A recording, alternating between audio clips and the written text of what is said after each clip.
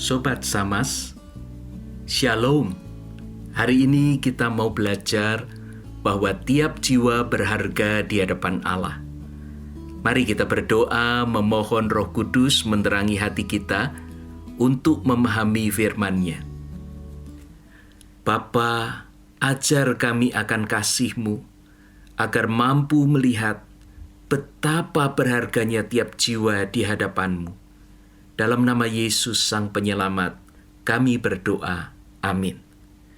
Mari saya mengajak kita sekalian membaca firman Tuhan dari Matius pasal 8 ayat 28 sampai pasal 9 ayat 1. Matius pasal 8 ayat 28 hingga pasal 9 ayat 1. Setibanya di seberang, yaitu di daerah orang Gadara, datanglah dari pekuburan 2 orang yang kerasukan setan menemui Yesus.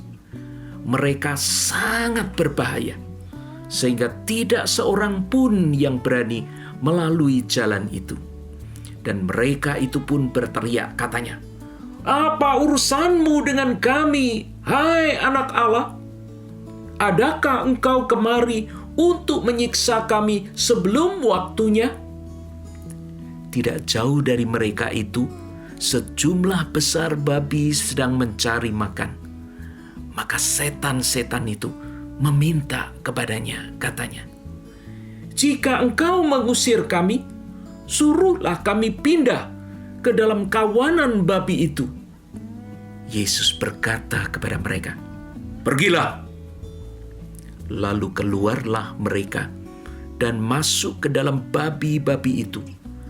Maka terjunlah seluruh kawanan babi itu dari tepi jurang ke dalam danau dan mati di dalam air.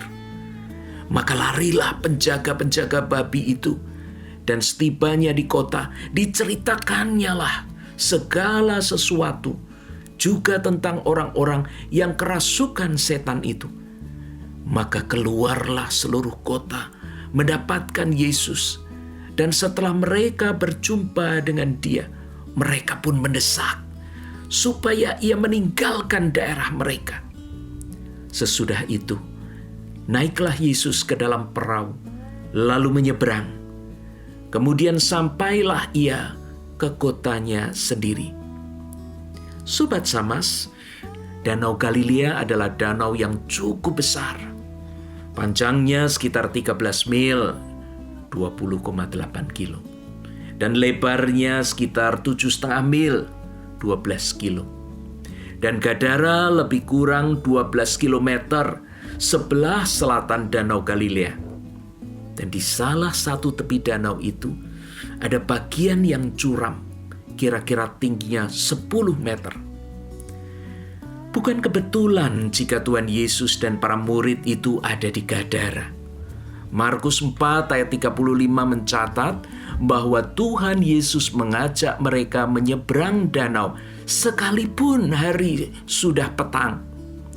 Padahal kalau dilihat dari letak geografisnya, badai bisa datang secara tiba-tiba di Danau Galilea. Sehingga tidak heran jika di tengah perjalanan di danau itu mereka dihantam angin ribut. Matius 8 ayat 24 mencatat itu. Seberapa pentingkah perjalanan Tuhan Yesus ke Gadara? Sampai-sampai petang hari mereka harus berangkat menyeberang dan harus bertaruh nyawa menghadapi angin ribut. Di ayat 25, murid-murid Yesus berseru, "Tuhan, tolonglah kita binasa." Saudara mau tahu? Ternyata di Gadara, di sana itu ada 2 orang yang dirasuk setan. Markus dan Lukas menyebut 1 orang.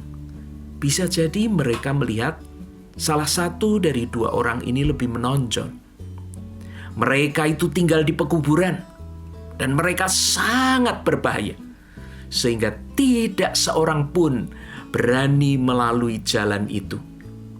Sampai di sini kita akan bertanya, Tuhan Yesus menyeberang danau di saat petang, bahkan menembus angin ribut dengan segala resikonya, hanya untuk bertemu orang yang dirasuk setan ini?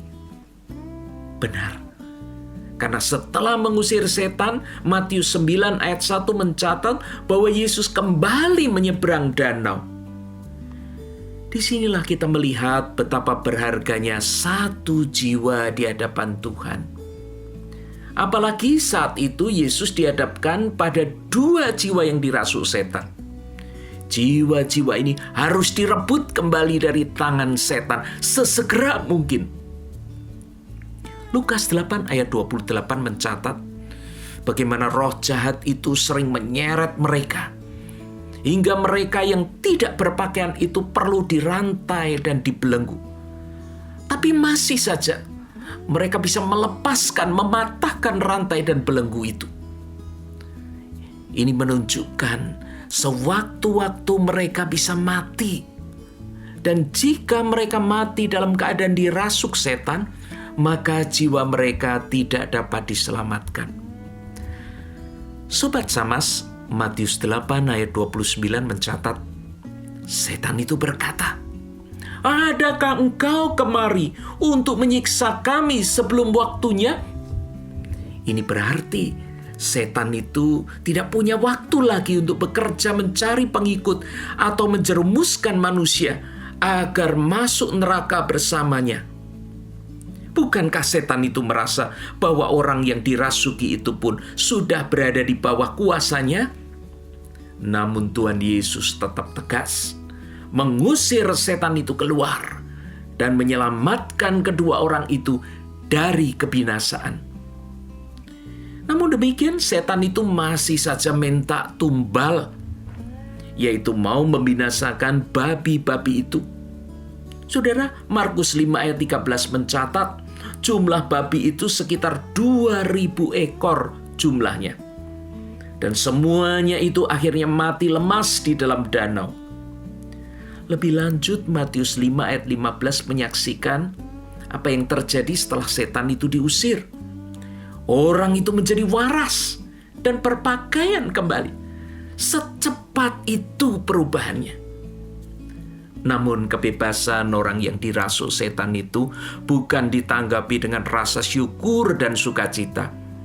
Karena mereka justru mengusir Tuhan Yesus agar meninggalkan daerah mereka. Sobat Samas, bagaimana dengan kita? Ketika Tuhan mengasihi orang-orang di sekitar kita yang berada di bawah tekanan dan ikatan kuasa iblis, apakah kita pun juga mau bersama dengan Tuhan melepaskan mereka? Atau justru kita malah menikmati kehadiran iblis yang seolah memberikan kesenangan kepada kita, yang terus-menerus mengatur dan menguasai hidup kita? Sobat Samas, tiap jiwa berharga di mata Tuhan, seperti jiwa saudara dan saya. Seperti Tuhan Yesus menebus kita dengan harga yang mahal, maka Dia juga ingin mengajak kita untuk merebut jiwa-jiwa dari kuasa iblis, agar tiap orang yang dicipta dan dikasihinya mengalami keselamatan. Karena itu mari kita datang kepada Tuhan ketika Dia mau membawa kita, mengajak kita untuk menyelamatkan orang-orang yang ada di sekitar kita. Maka biarlah kita menyediakan diri supaya Tuhan juga boleh memakai kita untuk melakukan kuasa-Nya. Mari kita memberikan diri kita di dalam doa.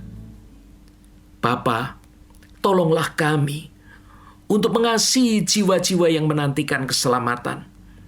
Berikan kami keberanian agar bersamamu merebut mereka dari genggaman iblis, agar mereka dilepaskan dari lumpur dosa yang menjebak dan menerima keselamatan dalam penebusan Kristus. Amin. Kiranya Tuhan memakai kita sekalian untuk membebaskan jiwa-jiwa itu menerima keselamatan di dalam Kristus. Tuhan memberkati saudara.